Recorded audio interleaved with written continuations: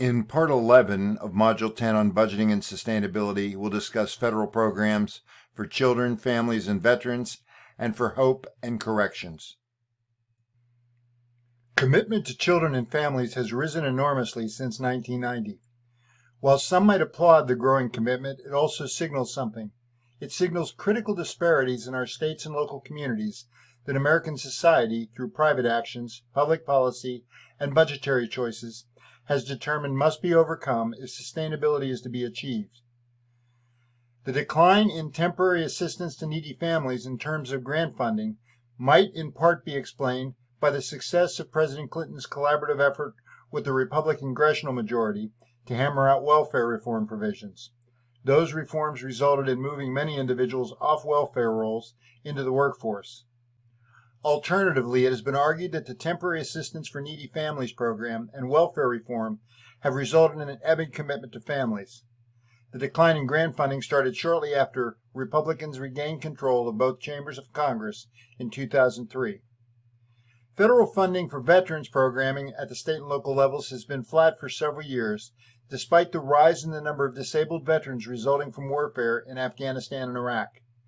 Veterans of the Second World War, Korea, Vietnam, and the Persian Gulf War eras have been joined by veterans of the more recent military commitments arising from the global war on terrorism. Rather incredibly, federal grant monies have remained rather steady in nominal terms, and if inflation were factored in, the amount of grant monies being provided for veterans programming is declining in real terms. How youth are treated is a significant factor in community resiliency.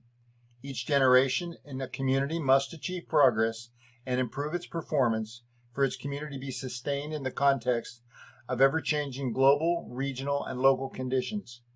Program funding shows our commitment via federal grants to programs that are intended to deal with such issues.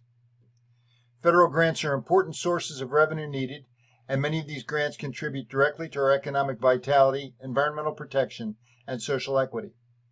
The federal revenues provided in these grants are often attached to national policy goals, and this connection to goals gives us some ability to make comparison over time between grant efforts made and goals being accomplished. The commitment to most of the program areas began to decline in the early years of the 21st century. The one program area that has not declined pertains to the funding for vocational and adult education. In Part 12 of Module 10 on Budgeting and Sustainability, we'll discuss state and local budget expenditures.